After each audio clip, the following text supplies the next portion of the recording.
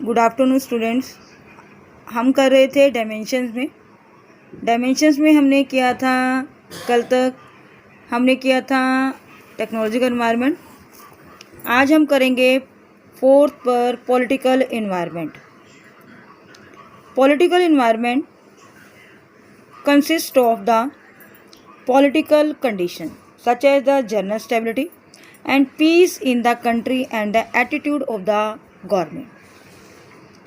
Political environment क्या बताती है? पॉलिटिकल कंडीशंस को जो देश के अंदर शांति को बनाए रखना चाहती है।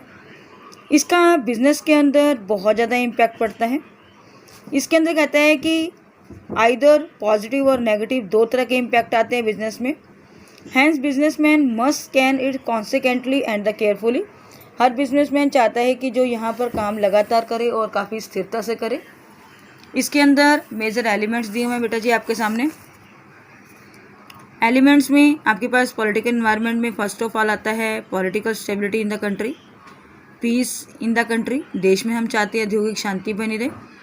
Attitude of the government, business के अंदर चाहते हैं कि गवर्नमेंट का एटीट्यूड काफ़ी अच्छा हो। और टाइप्स ऑफ द गवर्नमेंट के अंदर कहता है कि बाबू सिंगल पार्टी हो या मल्टी पार्टी। इसके अंदर क्या कहता है, दो तरह की गवर्नमेंट नहीं होनी चाहिए, या तो सिंगल पार्टी होनी चाहिए या multi party. Ideology, various political parties, हर पॉलिटिकल पार्टीज़ के अंदर क्या होना चाहिए, आदर्शवादी होना चाहिए। फिर इसके बाद आया क्या क्या इम्पैक्ट हुए पॉलिटिकल एनवायरनमेंट के अंदर। 1977 के अंदर क्या हुआ कि जनता गवर्नमेंट अडॉप्टेड एक strength political environment in the business के अंदर क्या लाया कि मल्टीनेशनल कंपनी आ गई। अब वो मल्टीनेशनल कंपनी के आने पर क्या हुआ कि जनता पार्टी ने क्या किया, इसका रिजल्ट क्या निकाला कि उनका एटीट्यूड था कि मल्टीनेशनल कंपनी क्या करती है, जो IBM कंपनी है, कोका कोला कंपनी है, उन्होंने क्या किया, इग्नोर इन इंडिया के अंदर क्या कर दिया, अपनी इग्नोरेंस कर दी। यानी कि मल्टीनेशनल कंपनी को क्या कर दिया, उन्होंने बाहर का रास्ता दिखा दिया। नई गवर्नमेंट आई, नई गवर्नमेंट ने क्या किया, उनको इनकरेज किया मल्टीनेशनल कंपनी को, और उन्होंने क्या किया, पैसे को इन्वेस्ट करवाया।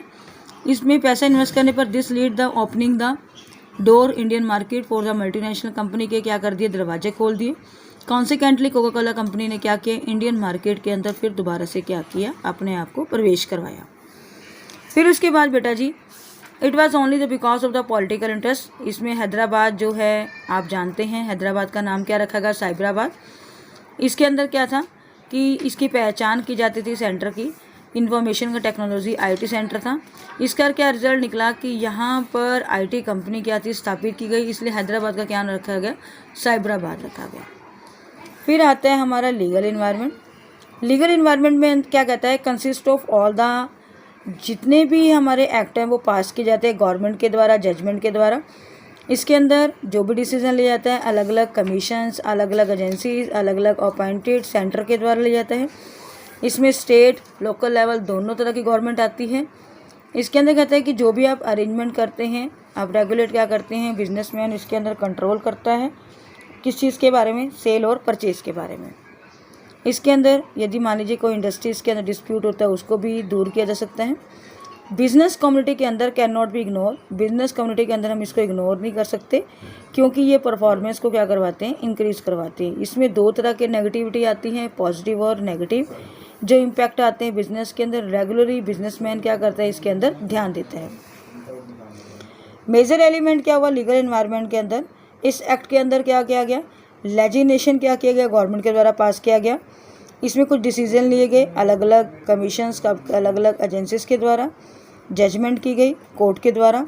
इसका इम्पैक्ट क्या हुआ है हमारे लीगल एनवायरनमेंट के अंदर कि हमें इन्हें क्या कर देना चाहिए, कैपिटल मार्केट को रिमूव कर देना चाहिए, दूर कर देना चाहिए।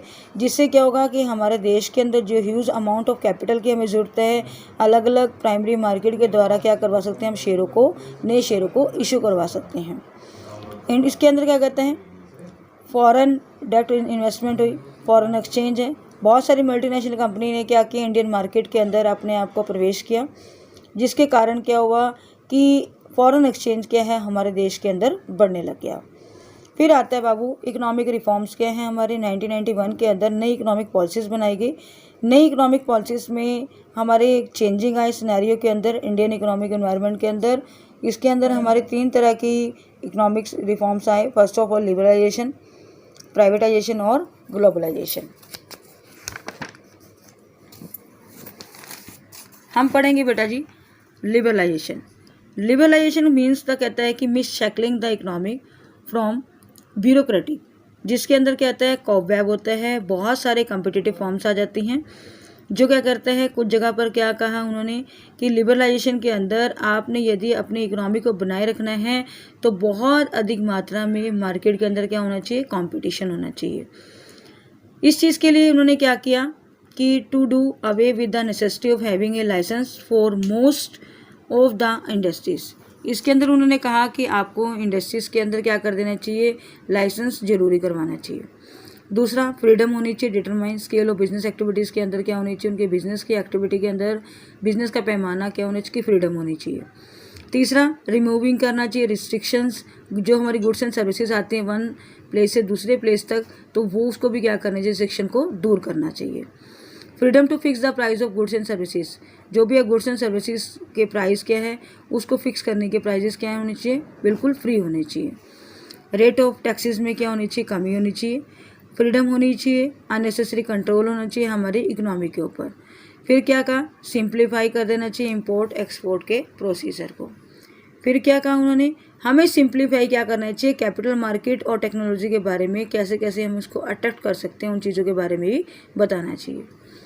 फिर आया प्राइवेटाइजेशन। प्राइवेटाइजेशन के अंदर बाबू कहता है कि प्राइवेटाइजेशन मीन्स कहता है कि such as the economic process, जिसके अंदर क्या हुआ कि आपने पब्लिक सेक्टर अंडरटेकिंग जो क्या करती है पार्शली और कम्प्लीटली इसके अंदर क्या करती है, अपनी ऑनरशिप को चलाती है। ब्रॉडली आप क्या करेंगे, स्पीकिंग करेंगे तो नई एंटरप्राइज क्या करती है, प्राइवेट सेक्टर के अंदर पब्लिक सेक्टर और प्राइवेटाइजेशन दोनों को लेकर चलती है। इसके अंदर कुछ फीचर्स डाले गए, वो फीचर्स क्या बताते हैं। फर्स्ट, हमें क्या करना चाहिए, रोल पब्लिक सेक्टर का है उसको कम कर देना चाहिए और प्राइवेट सेक्टर के रोल को क्या कर देना चाहिए, इंक्रीज़ करना चाहिए। फिजिकल बर्डन है गवर्नमेंट का, उसको कम कर देना चाहिए। गवर्नमेंट के मशीनरी के साइज़ को कम कर देना चाहिए। इकोनॉमिक डेवलपमेंट को ज़्यादा स्पीडअप करना चाहिए और मैनेजमेंट एंटरप्राइज के अंदर इनकी ज़्यादा से ज़्यादा इंप्रूवमेंट करनी चाहिए।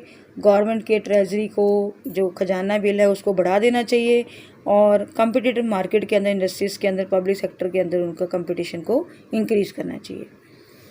ग्लोबलाइजेशन, ग्लोबलाइजेशन के अंदर कहता है, ग्लोबलाइजेशन मीन्स कहता है integrating the economic with the rest of the world, जो पूरे विश्व के अंदर क्या है इंटीग्रेट करती है। First of all free flow of होना चाहिए गुड्स एंड सर्विसेज का सभी कंट्रीज़ के अंदर। फ्री फ्लो ऑफ होना चाहिए कैपिटल ऑल द कंट्रीज़ के अंदर। Free flow of information technology होनी चाहिए ऑल द कंट्रीज़ के अंदर। Free movement of the people के अंदर होनी चाहिए सभी कंट्रीज़ के अंदर। और सेम कॉन्फ्लिक्ट सॉल्व टेक्निक्स आनी चाहिए सभी कंट्रीज़ के अंदर। तो ये था हमारा बाबू टॉपिक जो था, ये था ग्लोबलाइजेशन, प्राइवेटाइजेशन और लिबरलाइजेशन।